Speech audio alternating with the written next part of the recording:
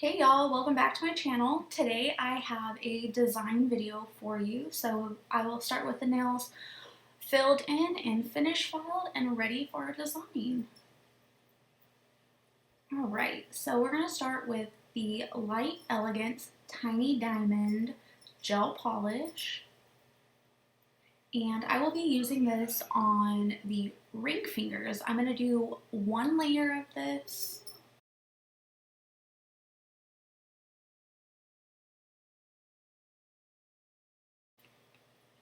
My client showed me two different pictures and she liked both of them, so we kind of combined them together to create this design.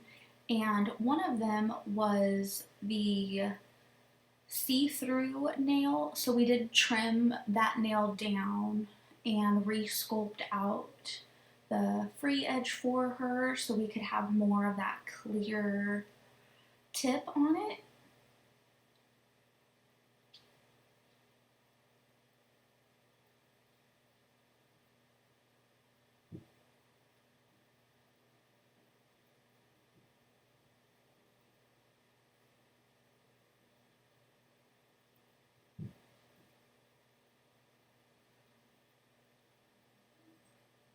You can see how much longer her natural nails are on the other fingers.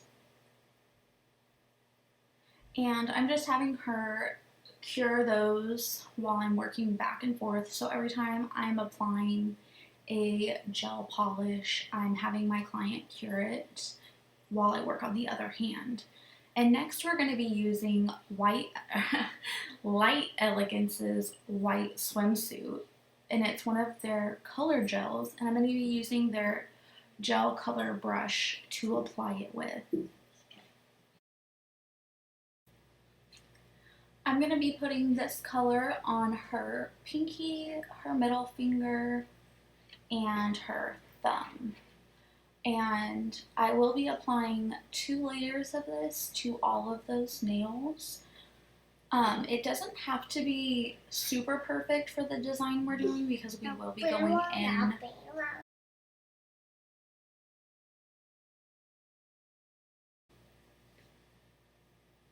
I do use my thumb or like my index finger to help clean up the sides, and that'll also help you keep your shape from getting too bulky looking when you're applying gel on top of your enhancements.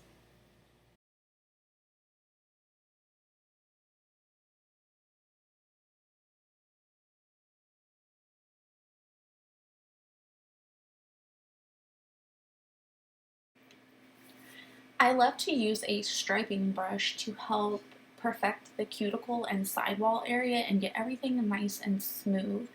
And then if I happen to get a little bit that's either on the skin or too far, I'll just use a cleanup brush to wipe it away and make sure everything is nice and even.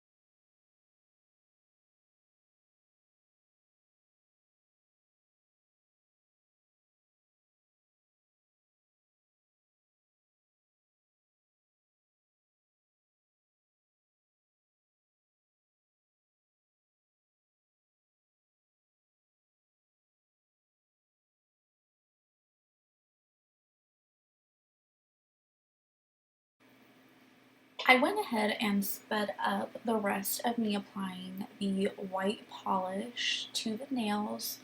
There's nothing really special about it. I'm just going to go ahead and do 2 coats of this, and then we will go in for a design on the index fingers.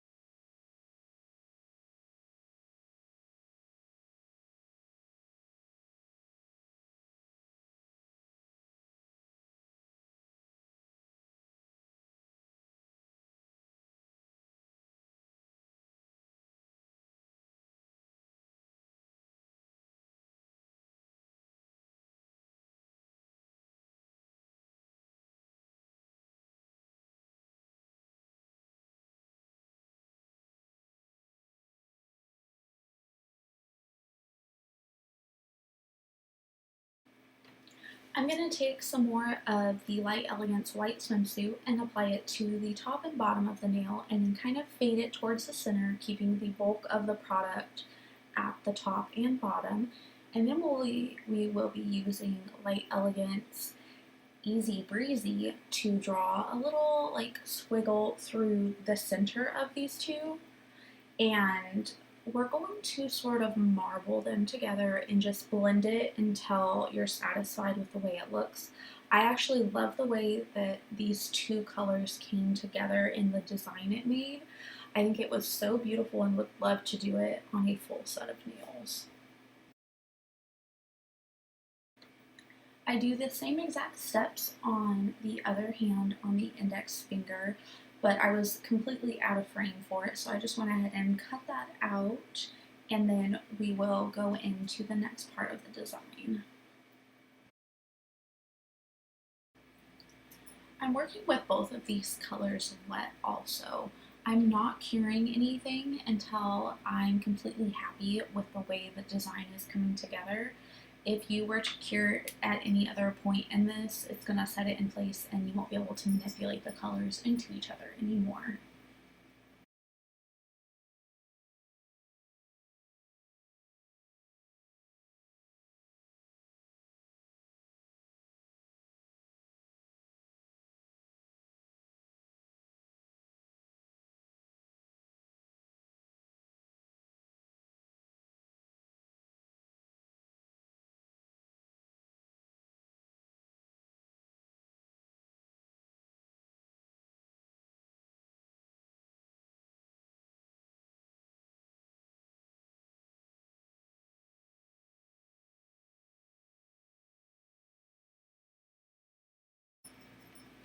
I'm going back in with the Light Elegance Tiny Diamond Gel Polish, and we're going to apply this over the white on both middle fingers.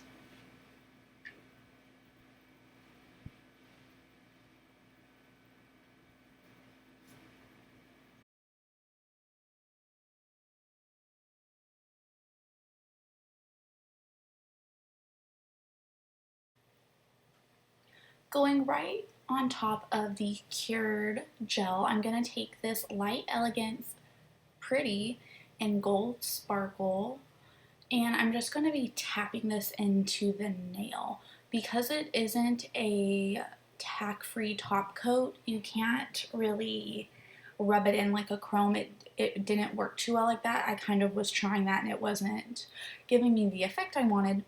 So I'm just going to tap it in, wipe the little bit of excess off, and then I will be top coating over this twice.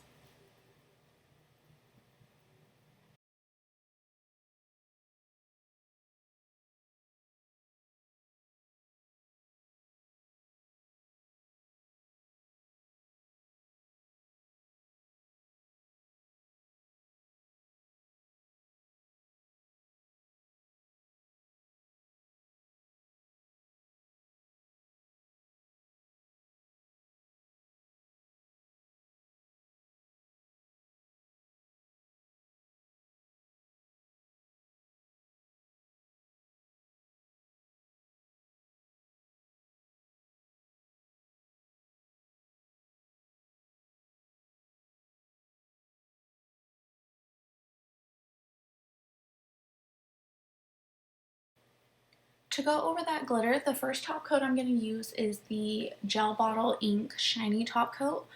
I'm using this one just because it's one that I don't have a lot of, and so I don't mind getting the glitter in it. That is something that you need to be aware of when you're top coating over chromes or loose glitter like this, is that it can get stuck into your top coat brush and then it'll go into your product, and then that glitter will go onto other nails, and that may not always be the look you're going for. So I'm using an older top coat to do the first layer, and then when I'm done with everything else, I will top coat again with what I'm going to top coat the other nails in, if that makes sense.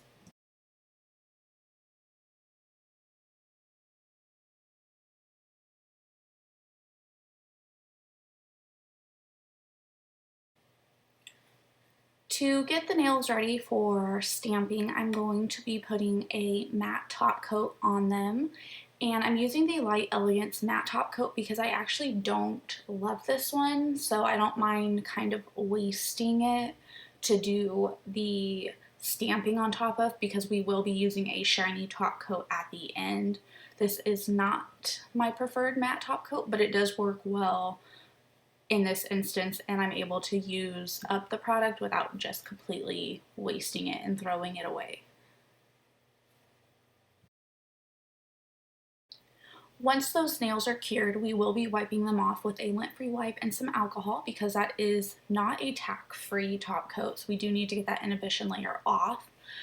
But the products that I'm using for stamping today will be the Clear Jelly Big Bling Stamper, their 002 white polish, and then I'm also using the Maniology stamping plates. You can see the number on one of them. Actually, I think you can see both of the numbers now. These are the two plates that I'll be using for my stamping. Unfortunately, I ended up being out of frame for so much of the stamping process. So the one clip that I got that was actually decent, I slowed down so we can actually watch what I'm doing. So because I just want this one snowflake and I would prefer not to pick up a bunch of other images, I'm going to go just over it, swipe off the extra, and then I'm going to roll my stamper over the image and then line it up exactly where I would like to place this snowflake. And then I just like to press down and go back and forth a little bit, and then boom, there's a beautiful snowflake. And then I use my little sticky pad to get all the extra polish off of my stamper before I go in with another set of snowflakes. Now I'll be switching to this stamping plate, and I'm actually going to pick up 2 snowflakes at a time. So you'll see I go over both of these and pick them up, and then I'm actually going to place them down on the nail, not at the same time, but you'll see. Let's see if I can explain this better. Okay, so I'm picking them up, and I actually think I get 3 of them on the stamper. So I'm going to take one and line it up, and then I'm going to gently place the stamper down so that I'm only transferring the image that I want. And then I'm going to twist it around, get to the next image that I want, and then again, gently place this one down so that I'm not transferring any of the other image that I didn't want on the nail.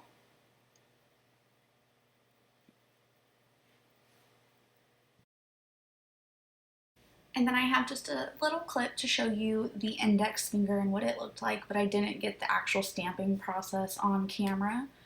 But to move on, all I'm doing is cleaning off the stamping plate with some acetone, and then it's easy to reuse.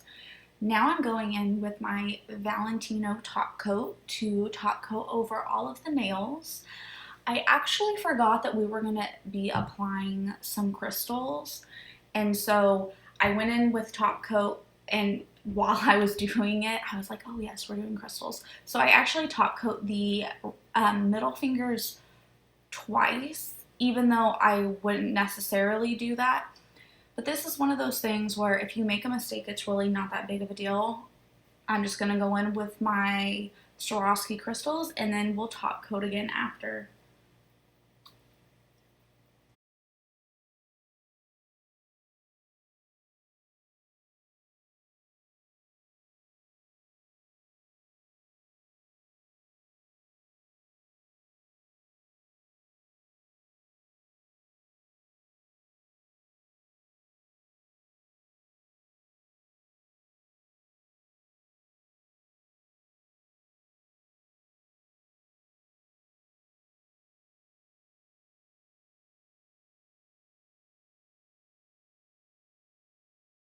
So now we're going into our crystal application. So I pulled out the Crystal Moonlight, and I'm showing my client these to see if she likes them. And then I believe I also pull out a regular crystal, yep, there it is, just the regular clear crystal ones to show her and see which one she preferred. She said she liked them both, so we decided to go with the Crystal Moonlight.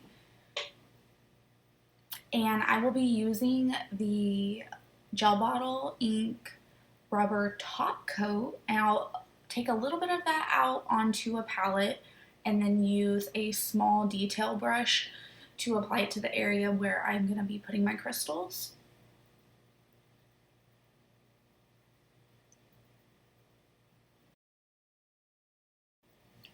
I use a cheap crystal picker upper from Amazon. Nothing special about this. I've had them from the very start of my nail career and I haven't replaced them yet. It came in a 2-pack and I'm on the second one now.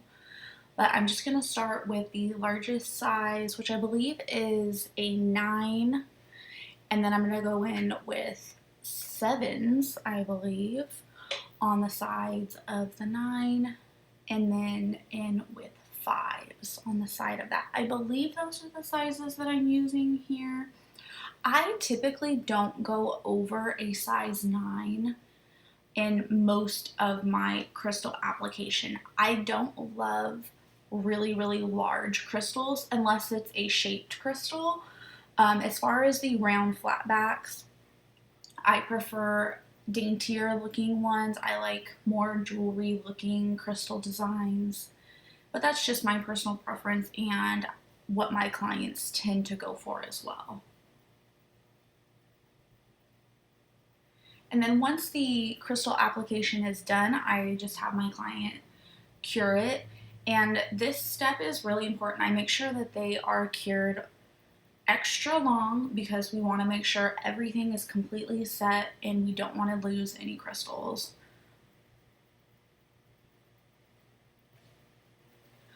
You want to make sure that you are moving your crystals around exactly where you want them before you cure them, because once you put your hand in the light, they are stuck in place and there is no adjusting them. So I do sit and play with them for a second to try and get them as symmetrical and lined up the exact way that I want them before I have my client put their hand in the light. And then here I am, I'm just taking the brush that I applied the rubber top coat with and I'm brushing it out a little bit so there's not going to be like this lump of product there.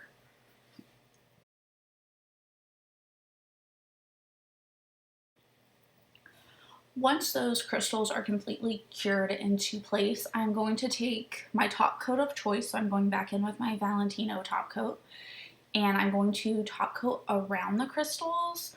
And then I also place a little bit on my dish right here and I use that same small detail brush to go around the backs of the crystals. This helps to ensure that they are locked into place and that while your client is wearing their set of nails, their hair isn't getting caught behind the crystals.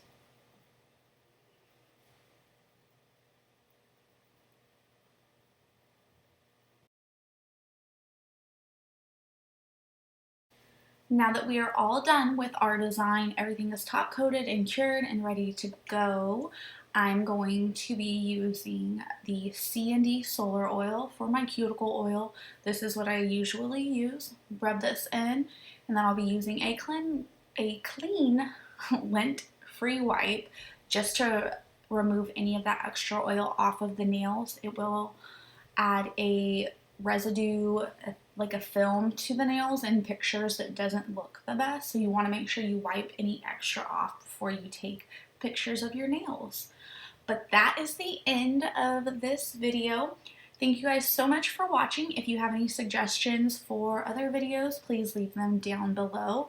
If not, please subscribe, like the video, and I will see you in the next one.